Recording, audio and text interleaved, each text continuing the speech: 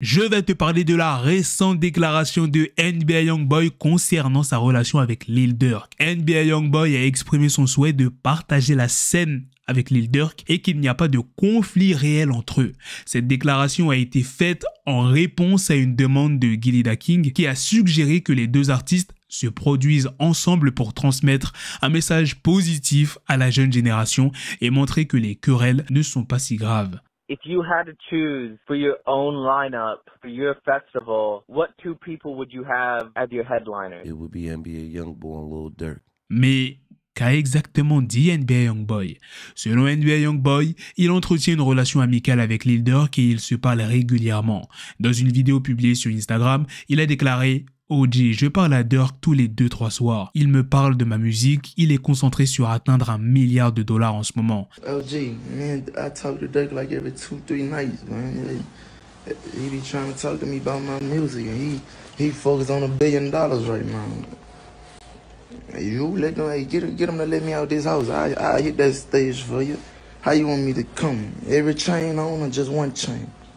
Cette affirmation laisse entendre que les problèmes entre les deux artistes sont derrière eux. Cependant, malgré sa volonté de répondre à la demande de Gilly, NBA Youngboy se trouve actuellement en résidence surveillée. Il a plaisanté en disant: faites-les me laisser sortir de cette maison, je monterai sur scène pour vous. Comment voulez-vous que je vienne? Avec toutes mes chaînes ou juste une seule? NBA Youngboy a également renforcé son affirmation selon laquelle la rivalité entre eux est terminée, en ajoutant une note dans la légende de sa vidéo: ce n'est pas ce que tu crois, OG, tout cela c'est du divertissement. Il est clair qu'il veut que ses fans comprennent que tout ce qui se passe entre eux n'est que pour le spectacle. Bien que Lil Durk n'ait pas répondu directement à Gilly ou à NBA Youngboy, il a publié un message en story Insta. Tu as menti en disant avoir envoyé l'adresse 7 fois quand je l'ai demandé. Je vais chercher mon manteau, suivi de une dernière fois. Envoie l'adresse. Cette réponse suggère qu'il y a peut-être encore des tensions sous-jacentes entre eux. NBA Youngboy a répondu à Lil Durk en disant: ça ne fonctionne pas comme ça, et en précisant que les visiteurs doivent être approuvés en vertu des termes de sa résidence surveillée. Il a plaisanté en disant: tu vas m'envoyer en prison. Bro, my PO gotta approve you. It don't work like that. You gonna send my head to jail. Le 6 décembre 2023, une nouvelle querelle éclate dans le monde du rap américain alors que 50 Cent, célèbre rappeur new-yorkais, se moque ouvertement des faibles ventes de l'album commun de Rick Ross et Meek Mill intitulé Too Good to Be True. Cette raillerie envers les deux MC de Maybach Music a enflammé les réseaux sociaux et l'un des intéressés a rapidement riposté. Le projet Too Good to Be True a généré un total de seulement 31 009 ventes au cours de sa première semaine de sortie.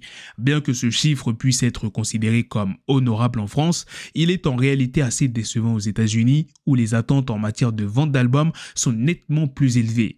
50 Cent a expliqué cette situation pour se moquer de Rick Ross et Meek Mill, remettant en question leur succès et leur statut dans l'industrie musicale. 50 Cent a exprimé son mépris pour les ventes de l'album commun dans l'une de ses vidéos récentes publiées sur Instagram. Bien qu'il n'ait pas mentionné explicitement Rick Ross et Meek Mill, il est évident que ce sont eux les cibles principales de ces moqueries. Il a déclaré: si tu vends 31 009 CD, je ne devrais pas parler avec toi, lançant ainsi une provocation claire envers ses collègues rappeurs. Rick Ross n'a pas tardé à réagir à l'attaque de 50 Cent en utilisant également les réseaux sociaux.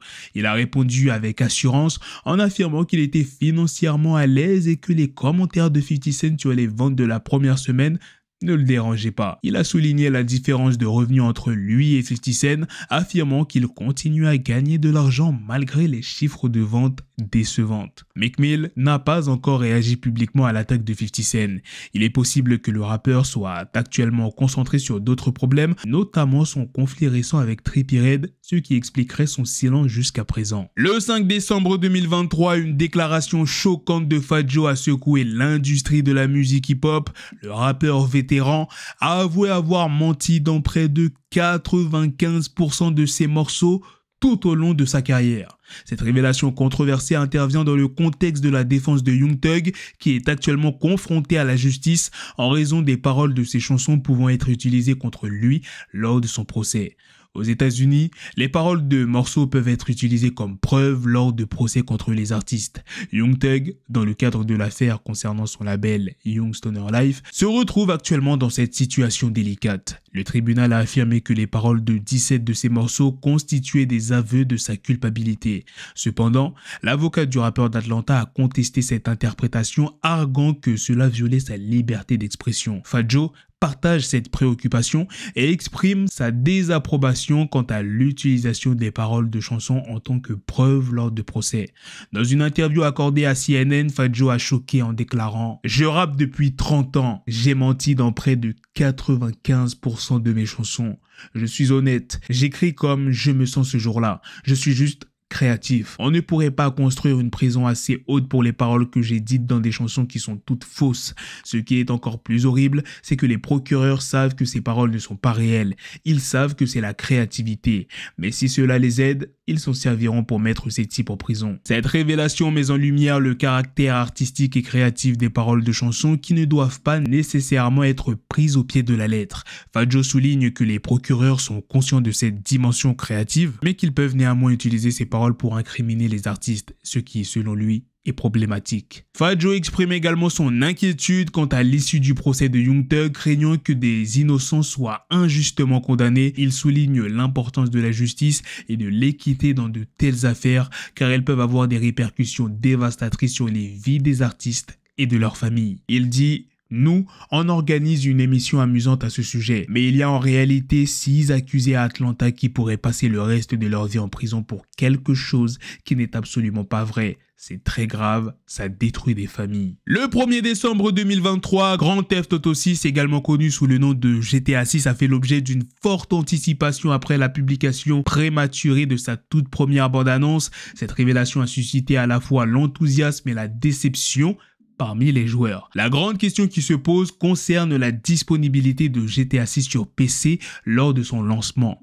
Le communiqué de presse officiel accompagnant la bande-annonce mentionne que le jeu sera disponible sur PlayStation 5 et Xbox Series X et S, mais il ne fait aucune référence à une éventuelle sortie sur PC, laissant ainsi les joueurs dans l'incertitude. Cette absence d'informations sur la version PC est d'autant plus surprenante étant donné que les jeux GTA ont généralement une longue durée de vie sur cette plateforme, en grande partie grâce à la possibilité d'ajouter des modes créatifs. Face à cette absence de clarification concernant la version PC, de nombreux médias ont pris l'initiative de contacter Rockstar Games pour obtenir des éclaircissements.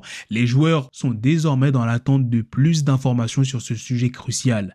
Cette situation soulève des interrogations quant à la stratégie de Rockstar Games, car le PC est l'une des plateformes de jeux les plus populaires au monde, notamment dans des marchés tels que la Chine et la Corée. Voilà les gars, c'est la fin de cette news, c'est aussi la fin de cette vidéo. Dites-moi dans les commentaires qu'est-ce que vous en avez pensé de toutes ces news que je vous ai présentées dans cette vidéo. Sur ce, on se donne rendez-vous très prochainement pour d'autres vidéos news. Prenez soin de vous la famille. Peace.